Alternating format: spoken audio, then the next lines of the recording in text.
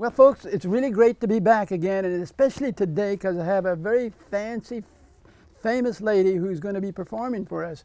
I don't know if she's performing. I think she's really Eleanor Roosevelt in disguise as somebody else, but we'll find out perhaps here.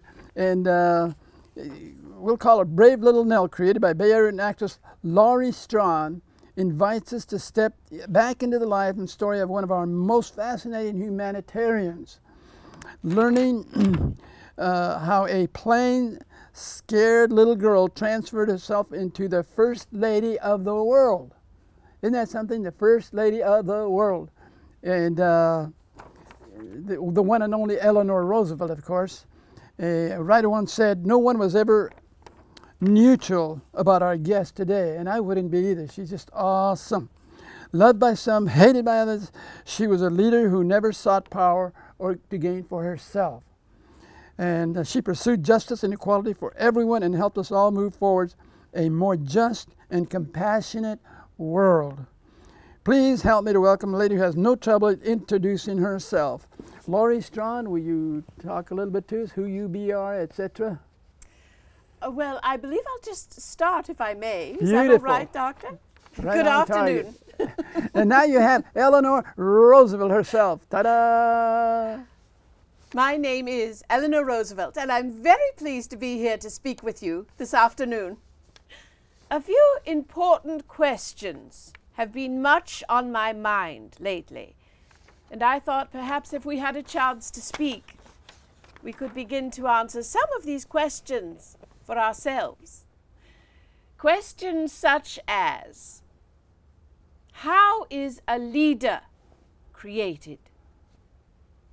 Are we ever conscious of the good or the ill we do? How do we weather criticism and doubt? And how do we turn a dream into a reality? Now, I must say, I never set out to be a leader.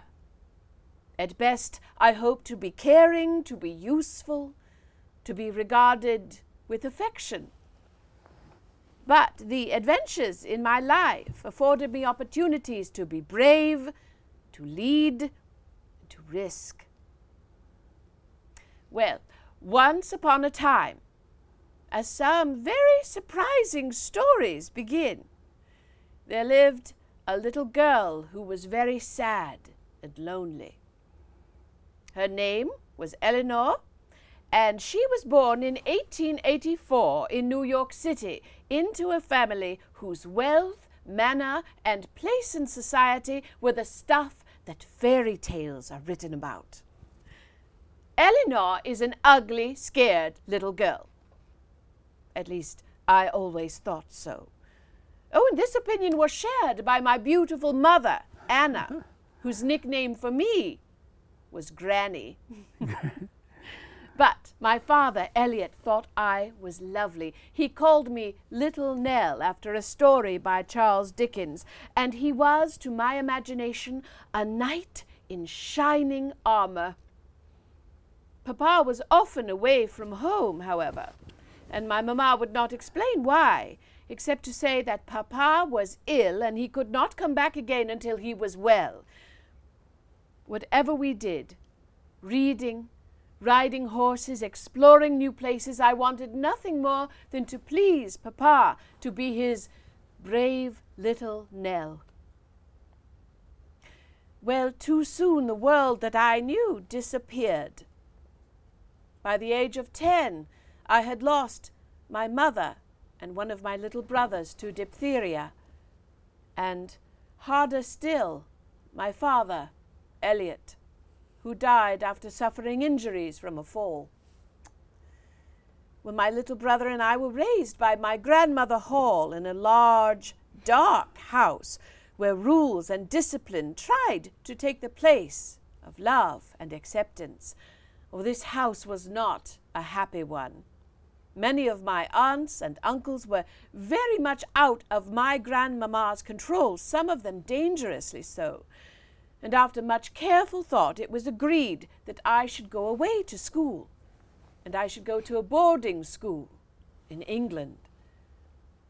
Now, while the idea of such a long journey and being alone at school, it was frightening to me, I also hoped I might be able to start fresh in a new place. Now, I made the long ocean voyage with an aunt who hated sea travel, and she told me that the best way to bear it was to remain in one's bed for the entire journey. And this is what we did. Well, needless to say, I was a very pale and a very wobbly 15-year-old when I was delivered to the Allenswood School. It was here that I met the second most important person in my life, Mademoiselle Souvestre. She was the headmistress, she was a teacher, and eventually she was my friend. Now, at the time, young women of my position were educated in order to be a success in society, to be a graceful ornament, to be a pretty little part of someone else's life. Well, thankfully, Mademoiselle did not see me this way. She saw more in me. And over the next few years, she did her best to bring my nobler qualities out of hiding. I was so happy at school. Wonderful. How I hated to leave. But duty required that I return home and join all of the other privileged young women of my day and make my debut. Oh, the clothes, the invitations, the visiting, the parties, the dances, they were all a part of coming out. Oh, I remember very well a ball, my season as a debutante. I remember standing in a corner of the assembly ball while the third dance was being twirled out before me. My dance card was not full. Oh, I had partners for supper and for the cotillion. I made sure of that before I left the house. But, oh, how agonizing the spaces in between. I was too tall, I was too shy, I was too plain, and I believed I was becoming rooted to that spot when one of my feet fell asleep. And it was just then that my friend Sally's father came toward me, the hero rescuing the wallflower. I did not wish to dance, but he comes forward. That would be very kind. And I'm ushered onto the dance floor, and I look over my partner's shoulder. Well, let's be honest, I looked over his bald head. Was everyone staring? Were they all grateful some nice old man had rescued Eleanor and spared them the trouble of dancing with a silly old granny of a girl? I tried to smile and make pleasant conversation.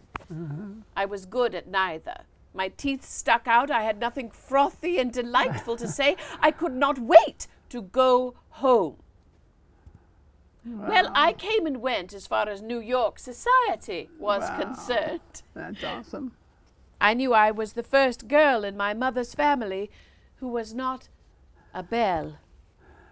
And though I never acknowledged it to anyone at the time, I was deeply ashamed. But, armed with new skills and some confidence, I began to work to try to be of use, and I began to teach at a settlement house in the Bowery. It was a rough neighborhood full of poor, desperate-looking people. It was difficult on my journey not to check several times to make sure my handbag was still on my wrist.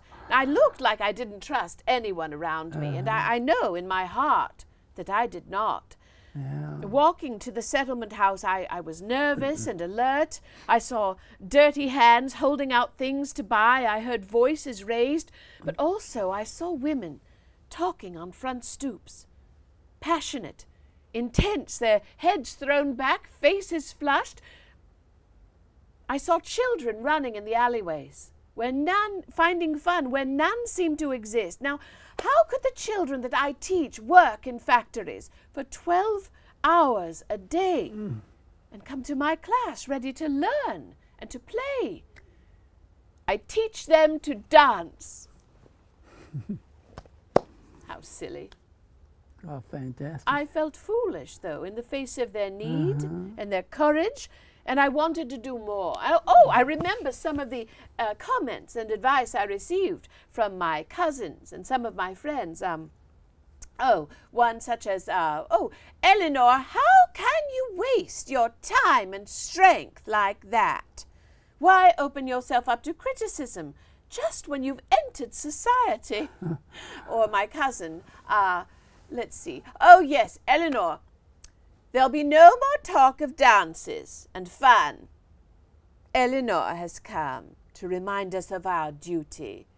Or, yes, you may not care for yourself, but I hope you will remember that all of us are at risk of illness and fever, with you exposing yourself to those kinds of people.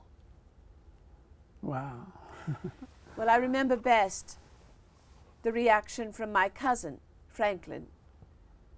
His eyes, how shocked they looked to witness people living in such cold, hard conditions.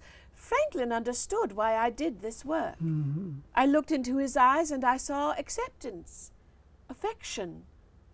And for the first time since Papa, I felt I was not alone.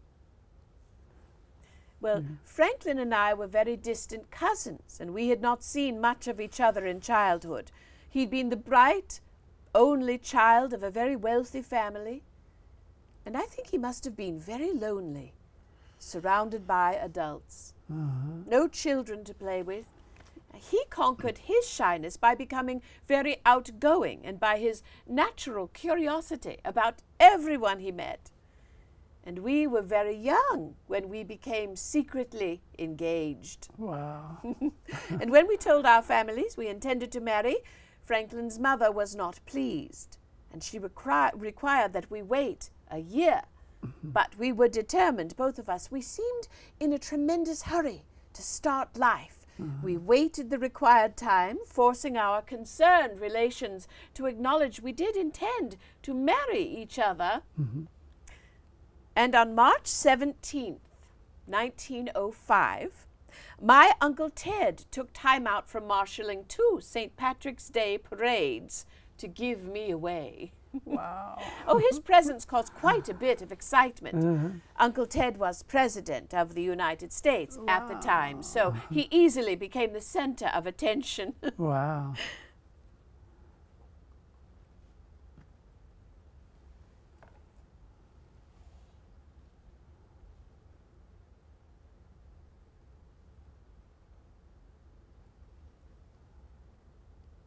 Franklin. One of the most important persons in my life was now my husband. I wish I could tell you I remained the bold, capable leader I had become in school, but I did not. I was so eager to please, to be accepted, I allowed my new husband and his mamma to make all of my decisions for me. Where we lived, how we raised our children. It seemed as if all of my independent spirit had disappeared. And over 10 years I did my best to keep things running smoothly, and with a husband, 5 lively children, and a mother-in-law, that was quite a job in itself. Yet I felt overwhelmed at times by fear. Fears which were fully realized when I discovered that Franklin had fallen in love with someone else. I was unable to eat, to sleep, or really enjoy life. But when the bottom dropped out of my own particular little world, I was forced to face myself and my life honestly for the first time. And I resolved then to live a life of usefulness and independence, and I embraced that decision with determination. Franklin and I remained married and our relationship continued, rooted in mutual affection, admiration, and a determination to find a way to be useful. Well, to be useful, that is easily said, but what did it mean? What was I to do?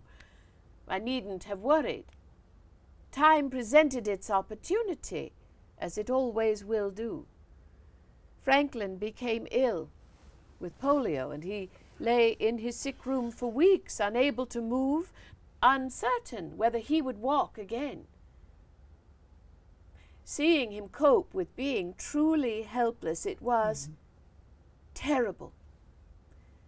But I think his illness taught him the greatest of all lessons: infinite patience and never-ending persistence. Franklin never stopped trying to regain the use of his legs. But he did not let his disability keep him from living life upon his own terms. Now, as Franklin wanted to continue to pursue a political career, I did not want him to give up and to live the life of a gentle invalid. I myself had to enter public life.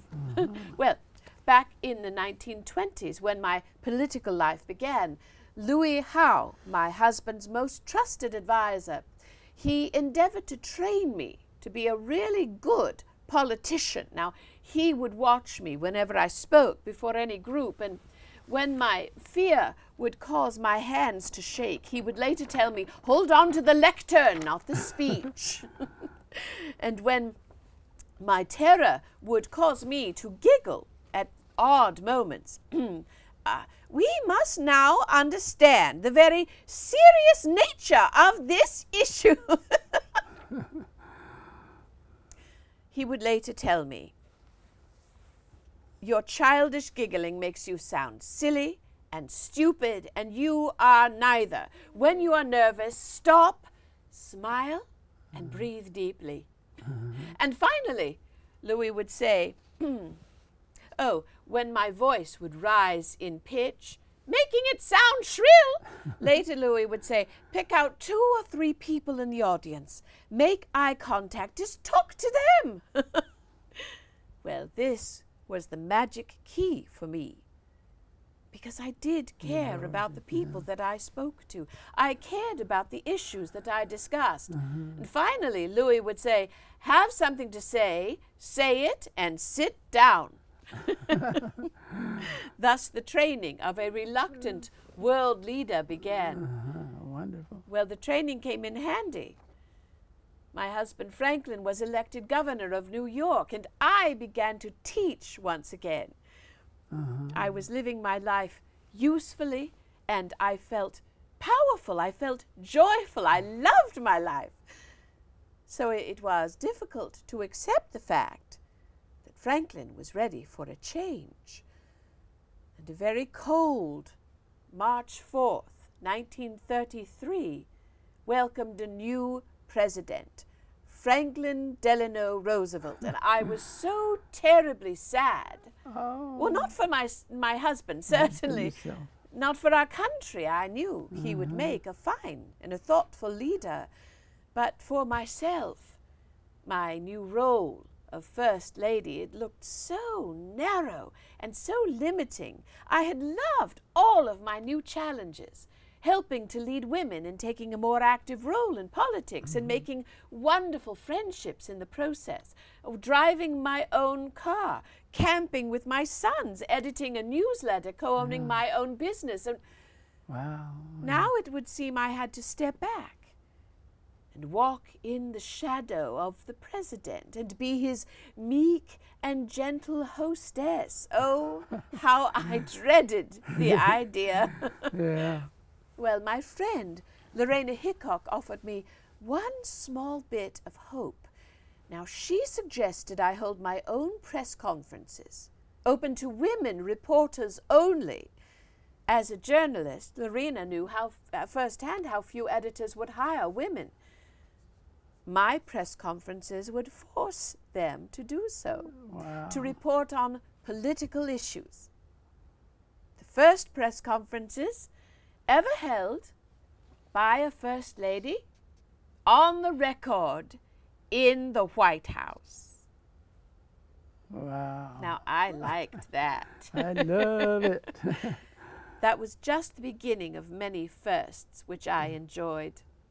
Thanks to the true partnership in my marriage, I remained Franklin's eyes and ears as I worked and as I traveled. Some people disliked the idea that a first lady could influence the president to such a degree.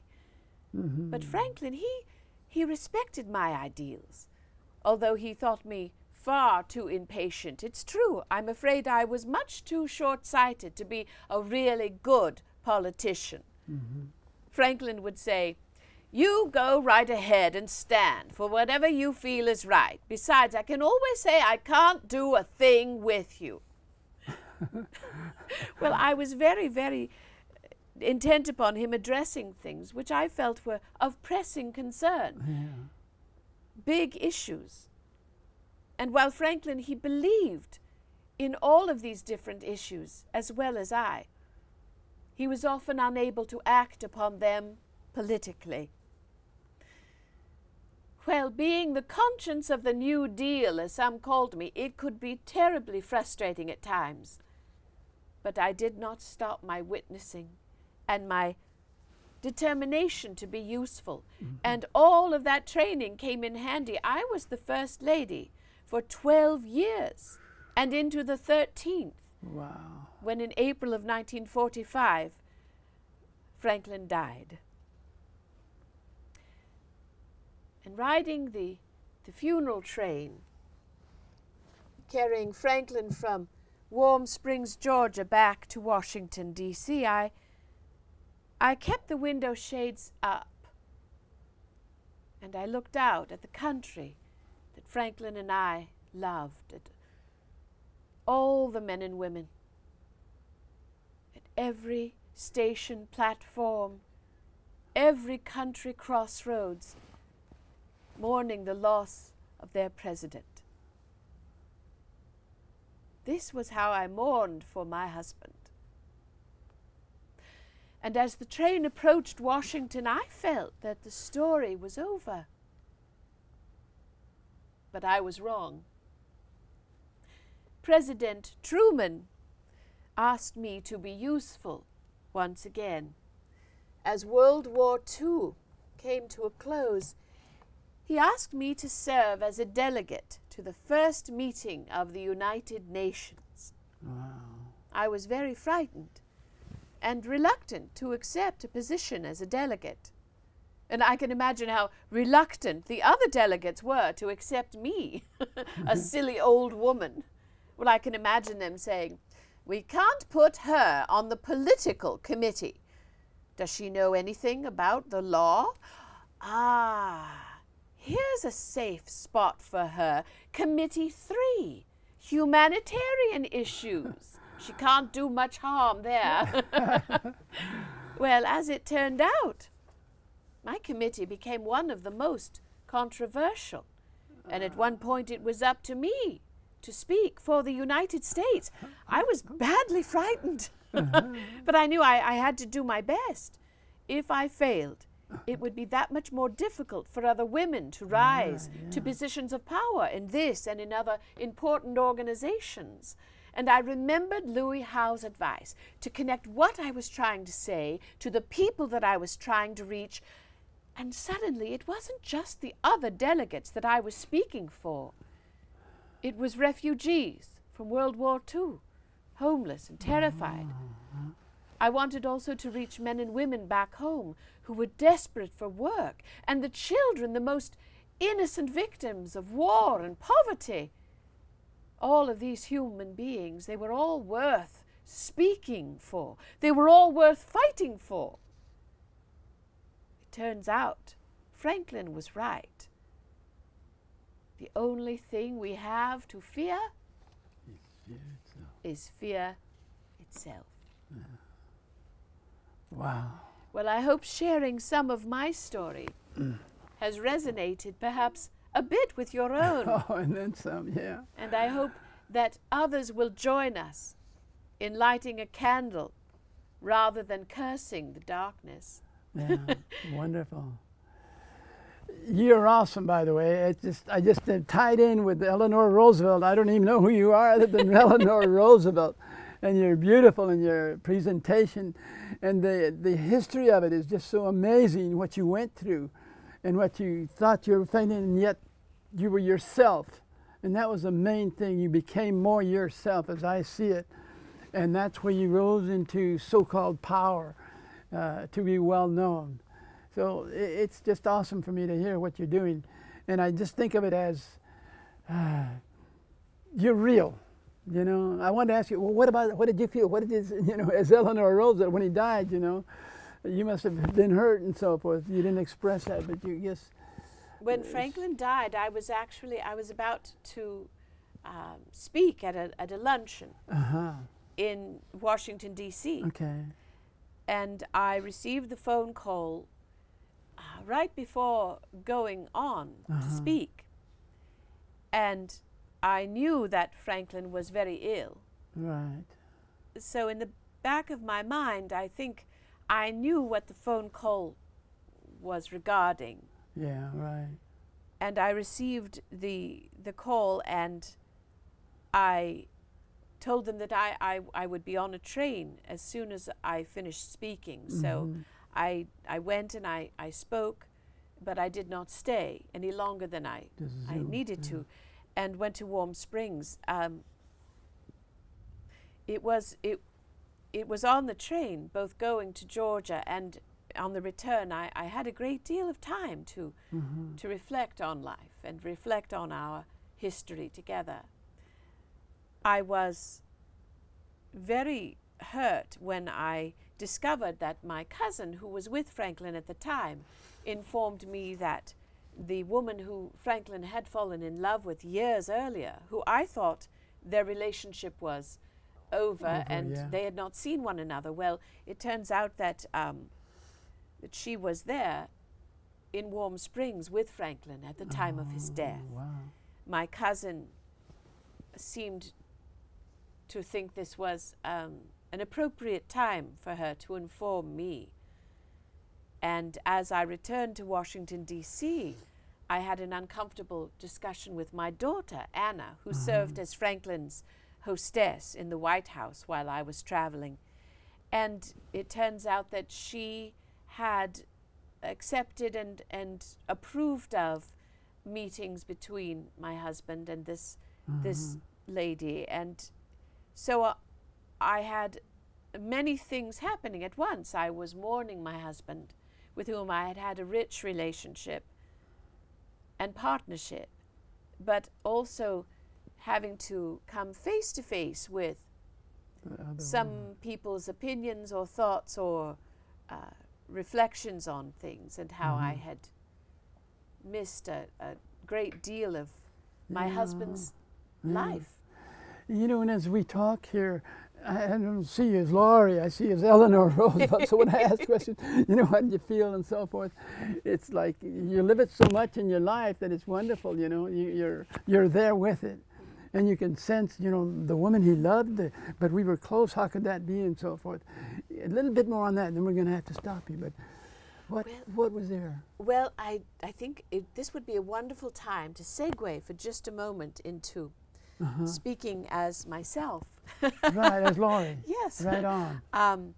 I created Brave Little Nell in order to share this amazing woman, this amazing humanitarian, with first for children, for school children, but then I found that the performance really translated well to any audience. Yeah. And it was just questions just like that that really drew me to create this solo performance.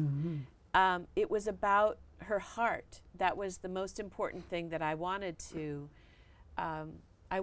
dig into those places where she wasn't this, you know, completely stately, confident, strong, compassionate leader. You know, she grew up in the public eye to become that. She started as a little girl who felt she was terribly plain. She was afraid of almost everything. she felt abandoned. And then when she had this wonderful love and marriage, and then found out that in a sense she had been emotionally abandoned. So it was a very complicated life she lived, but she lived it out loud and in public. And she turned all of those heartbreaks and challenges into strength. And I thought that was fascinating. Awesome, as I think of it. You know, it just like the story now that it comes out of you as Eleanor Roosevelt, and that's why I question you in that way of what you felt and so forth.